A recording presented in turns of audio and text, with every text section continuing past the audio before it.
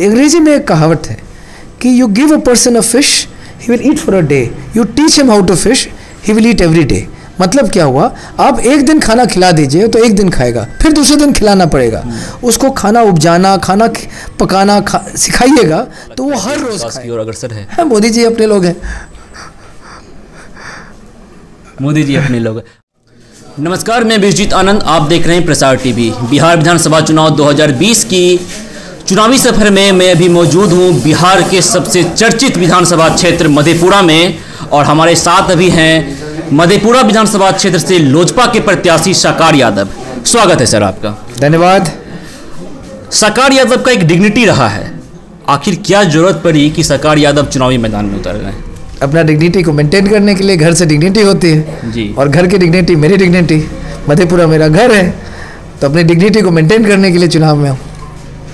ऐसी क्या हालात आ गई कि एक ये भी खबर चल रही है बहुत दिनों से कि साकार यादव को नाले में उतर के चुनावी जनसंपर्क अभियान करना पड़ा? देखिए, बात ऐसी थी, जब नामांकन दे के बाहर निकला तो एक पत्रकार ने पूछा कि इस बार मुद्दा क्या है, तो मुझे बड़ा अजीब लगा। वो पत्रकार यहाँ पे 20 साल से पत्रकारिता में है जी। तो बोला आप आइए इधर। तो हम नाले में उतर गए, कमर तक कीचड़ था, और हम बोले देखिए ये मुद्दा है, अगर नहीं दिख रहा है तो आइए आप भी अंदर आ जाइए। तो फिर वहाँ लोग सब जमा हो गए, तो हम उनको बताया देखिए यहाँ सारी चीज़ नाली है, युवाओं की रोजगार, बच्चों की शिक्षा, महिलाओं की इज्जत, शौचालय नहीं है, किसानों की आमदनी 1800 से 900 हो गया है, मकई का दाम, सब चीज़ नाली बना, सड़क तो नाली बनी हुई है, घर भी नाली बन गई है, तो मुद्दा तो नाली है। अच्छा, रोजगार और मुद्दे पर मैं आगे चर्चा करूंगा, पहले ये सवाल ले लेते हैं कि साकार यादव एक एंटरप्रेन्योर के रूप में जाने जाते हैं और इन्होंने सोशल एक्टिविस्ट के तौर पे भी बहुत सारा काम किया है मधेपुरा में। चिराग पासवान की आइडियोलॉजी से आपकी आइडियोलॉजी कितनी मैच खाती है, या उनकी आइडियोलॉजी से आप कितना सरोकार रखते हैं? देखिए, चिराग पासवान एक युवा नेता हैं और मैं मानता हूँ बिहार में और भारतवर्ष में, हो सकता है दुनिया में, सारे युवाओं की मानसिकता एक ही तरह होती है जी। और वो केकरा मेंटालिटी की नहीं होती है, मतलब दूसरों को नीचे खींच के अपने आप को बड़ा करने की नहीं है, सबको बढ़ाइए और खुद भी बढ़िए, तो ये मेंटालिटी हम लोग में मिलती है।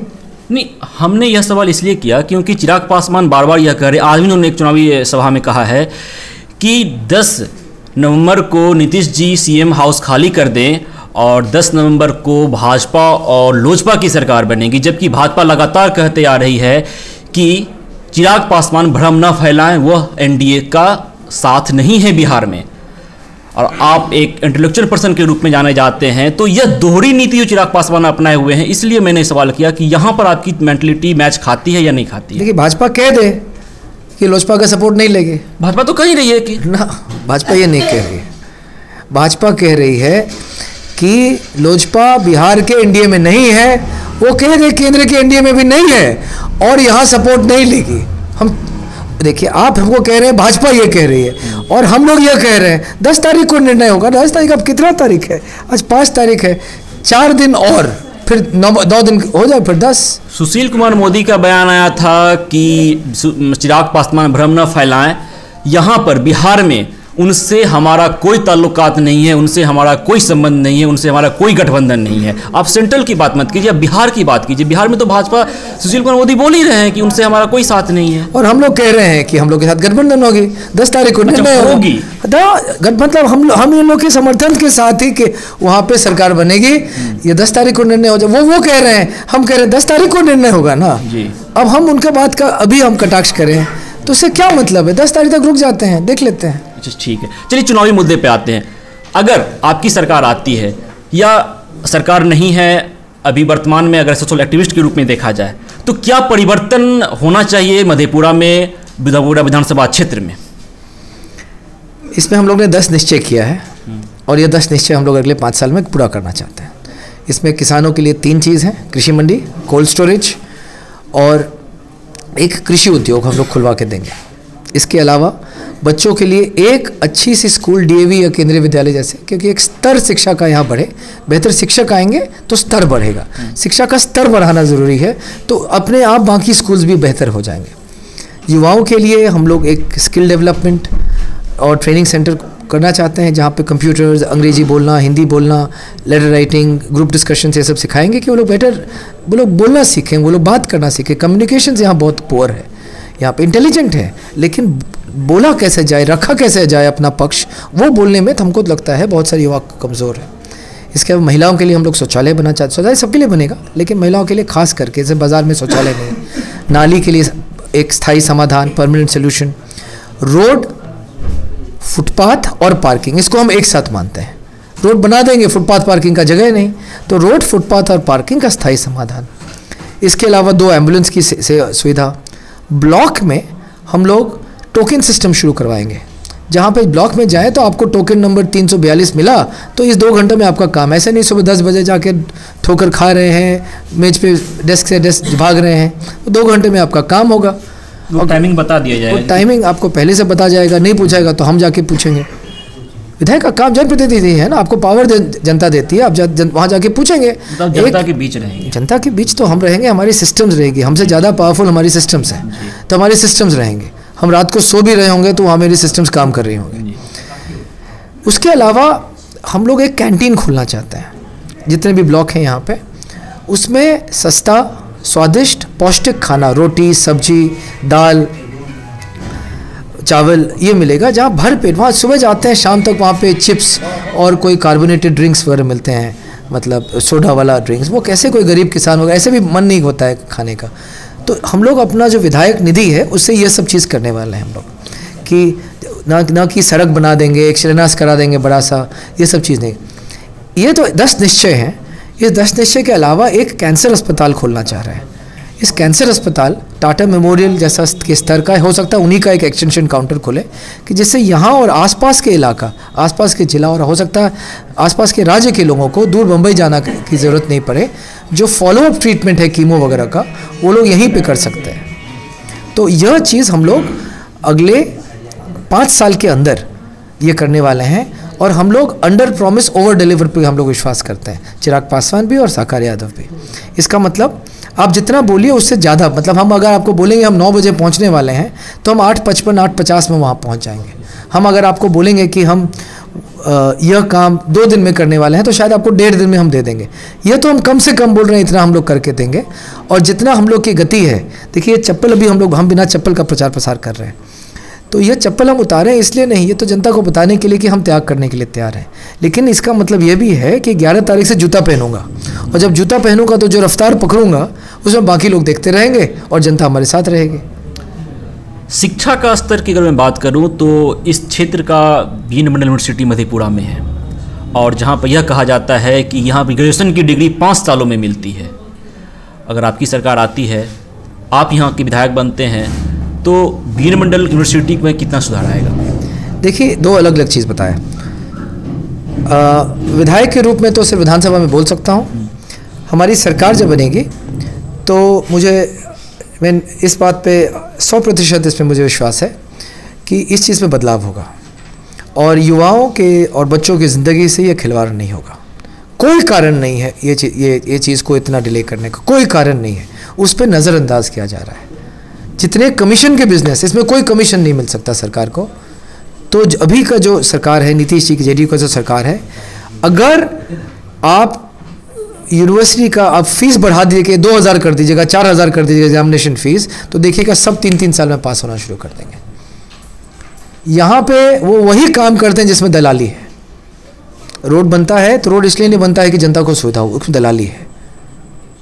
अगर यहाँ पर एक म्यूज़ियम बनता है, इसलिए नहीं म्यूज़ियम बनता है कि जनता के लिए खुले, उसमें दलाली है। 100 करोड़ का चीज़ 800 करोड़ में बनता है, और हम आज तक नहीं गए हैं, हमको नहीं मालूम आप गए हैं कि नहीं पटना वाले म्यूज़ियम में। तो ये लोग स्कूल बनती है, स्कूल में ये लोग मिड डे मील का खर्चा बताते हैं, स्कूल में चौक का खर्चा कोई नहीं बताता है।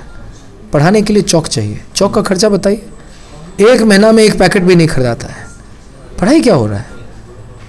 तो यह चीज़ में बदलाव होगा। दोनों चिराग पासवान, साकार यादव, हम लोग दोनों शिक्षित हैं और ये समझते हैं शिक्षा जो है एक महत्वपूर्ण चीज़ है ज़िंदगी में आगे बढ़ने के लिए।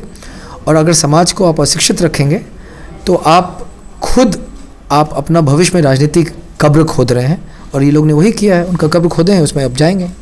शाकर यादव मधेपुरा के बगल के जिला सहरसा है। यहाँ पर एक कार्यक्रम में विगत 2 वर्ष पहले मैं भी वहाँ था। वहाँ पे एंटरप्रेन्योर के बारे में बहुत चर्चा उन्होंने किया था, यानी आपने ही किया था एंटरप्रेन्योर के बारे में चर्चा, और आप युवा उद्यमी को आगे बढ़ाने के लिए प्रोत्साहित कर रहे थे। उस वक्त की बात है। क्या अगर आप विधायक बनते हैं तो उद्यमी के रूप में जो उद्यमी बनना चाहते हैं, जो एंटरप्रेन्योरशिप करना चाहते हैं, उसके लिए आपके पास क्या योजनाएं होगी? देखिए, पहला चीज़ तो मुझे, अगर आप बनते हैं तो मुझे ये अगर नहीं समझ आया। अगर आप बनते हैं चलिए आप बनते हैं पहला चीज़। दूसरा चीज़, देखिए अभी हाल में देखिए तेजस्वी सरकार ने कहा है कि 10 लाख रोज़गार देंगे जी। हम इस पे गिनती कर रहे थे, इसका हिसाब निकाल रहे थे। सवा लाख करोड़ रुपया बिहार सरकार कहाँ से लाएगी वेतन देने के लिए? इसका जो हल है वो सरकारी नौकरी नहीं है। बेरोज़गारी का हल जो है वह सोशल एंटरप्रेन्योरशिप ही है। छोटे छोटे कॉटेज इंडस्ट्री, लघु उद्योग खोलना ही है। आप समझिए क्या हो जाएगा, आपको भविष्य में बताता हूँ। इतने लोगों को नौकरी तो दे देंगे, फिर वही 20-25 साल पुराना, जहाँ 6-6 महीने में 1 महीने का वेतन मिल जाता है। फिर पैसा नहीं होगा, क्योंकि सरकार को पैसा कहाँ से आता है? टैक्स से। यहाँ उतनी बिक्री ही नहीं है, कोई उद्योग ही नहीं है। यहाँ का माल बाहर बिकता नहीं है ज़्यादा, बस एग्रीकल्चर प्रोड्यूस यहाँ पे बिकता है। यहाँ कौन सा फिनिश प्रोडक्ट बेचते हैं हम लोग? तब जब हम लोग नहीं बेचते हैं बाहर, तो जब सरकार की आमदनी नहीं है तो केंद्र से उधार लेगी, या केंद्र से कोई अगर दे देगा इस एक स्पेशल स्टेटस बिहार को, तो कुछ दिनों तक पैसा आएगा। तो पैसा इस वेतन के लिए आएगा कहाँ से? हम बताते हैं कहाँ से आएगा। रोड का पैसा, कोई एक अच्छा सा प्रोजेक्ट बन रहा होगा तो उसको रोक दिया जाएगा, उसको बोलेगा पहले वेतन देते हो, तो खूब हल्ला हो रहा है, लोग हड़ताल कर रहे हैं। एक यूनिवर्सिटी का प्रोजेक्ट आएगा 1,500 करोड़ का, बोले छोड़ दो, इस बार तुम इस कर्मचारी लोग का पैसा निकाल दो 2 महीने का। हम 50 साल पीछे चले जाएंगे इस मानसिकता से। यह चीज सही तरीका नहीं है। मुझे विश्वास है कि ये लोग कुछ सोच के बोले होंगे, लेकिन जो राजनीति हम लोग करते हैं और जो हम देखे हैं बाकी जगह में, ये सही राजनीति नहीं है। नहीं, आपने बहुत अच्छा रखा इस प्रश्न का, लेकिन प्रश्न हमारा यह था कि एंटरप्रेन्योरशिप को बढ़ावा देने के लिए आपके पास कुछ योजनाएं हैं? हाँ, वही तो बताए कि यह चीज़ नहीं हो सकता है, तो योजना ही है। इसमें फंड्स क्रिएट किए जाएंगे जी, जहाँ पे हम लोग उन लोगों को जो दूसरे लोगों को नौकरी दे सकते हैं, अगर कोई, और ख़ास करके कृषि उद्योग से आधारित अगर कुछ लोग उद्योग लगाएंगे तो हम लोग उनको प्रोत्साहित करेंगे ही करेंगे हर चीज़ से। सिंगल विंडो क्लियरेंस, आज भी चिराग पासवान जी ने कहा, आप मंच पे लोगों ने वो समझा नहीं एक्चुअली क्या, कितनी बड़ी बात कह दी है। बाकी सब चीज़ में हो हल्ला हुआ, लेकिन ये सबसे बड़ा हो हल्ला वाला चीज़ में लोग समझे नहीं। सिंगल विंडो क्लियरेंस मतलब एक डेस्क पे आपका सारा काम हो जाएगा। एक फॉर्म आप भरिए, आपको सारे उद्योग के सारे चीज़ क्लियर हो जाएंगे। यह सबसे क्या होता है, उद्योग खोलने में यहाँ पे 1.5 साल लग जाता है। ये क्लियरेंस लो, वो क्लियरेंस लो, ज़मीन खरीदो, ज़मीन के लिए सरकार के पास जाओ, प्रशासन के पास जाओ, इधर से उधर जाओ, बैंक के पास जाओ, वो जाओ। क्यों इतना सारा चीज़? एक डेस्क में एक कर्मचारी क्यों नहीं कर सकता है वो काम? यह सिंगल विंडो क्लियरेंस जो है ना, यह तभी हो सकता है जब कंप्यूटराइजेशन और बढ़े, सिस्टम्स बढ़े। कंप्यूटराइजेशन बढ़ चुका है, लेकिन कंप्यूटर जो है उसमें अगर हम सिस्टम्स नहीं डालेंगे, अगर उसमें एक ऑर्गेनाइज प्रणाली से हम काम नहीं करेंगे, तब वो नहीं होगा। वो सिंगल विंडो क्लियरेंस जो एक साधारण सा 3 शब्द है, उसके लिए बहुत मेहनत है पीछे, और उन्होंने यह कह के कहा कि वो सारा मेहनत करने के लिए तैयार है, कि जिससे एक उद्योग, एक लघु उद्योग, एक कृषि उद्योग खोलने में आपको क्षण भर का समय लगेगा। सिंगापुर में एक कंपनी आधा दिन में खुलती है। हम कृषि उद्योग 1 हफ्ते में तो खोल सकते हैं। तो यह सारी चीज़ हो सकती हैं, सारी व्यवस्थाएं हैं। सोच की कमी है, उद्देश्य की कमी है, मानसिकता की कमी है, वो हम लोगों में है। तो हम लोगों को मौका मिल रहा है, हम लोग ये काम करके दिखाएंगे। जिस तरीक़ा से चुनावी प्रचार के दौरान आरोप प्रत्यारोप लगाए जा रहे हैं, पप्पू यादव फ्री देने का वादा करते हैं, बहुत सारे मेडिकल जो समस्या है उसमें उन्होंने फ्री कर दिया है।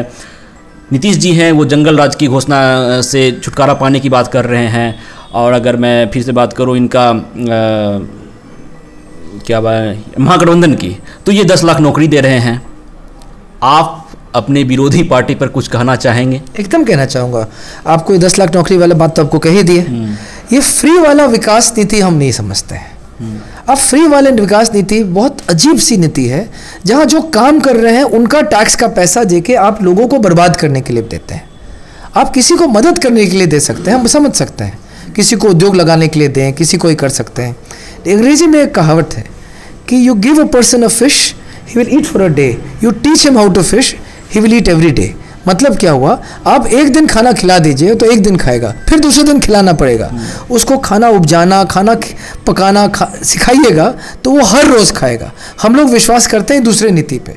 हम लोगों को सिखाएंगे कि कैसे उपजाऊ बढ़ाए, कैसे उद्योग लगाएं, कैसे आप खुद, कुछ सरकारी नौकरी हम लोग में भी बढ़ेगी, लेकिन इतने ज़्यादा कि दूसरे लोग पे दबाव पड़ जाए, दूसरे लोगों पे एक बोझ हो जाए, वो नहीं।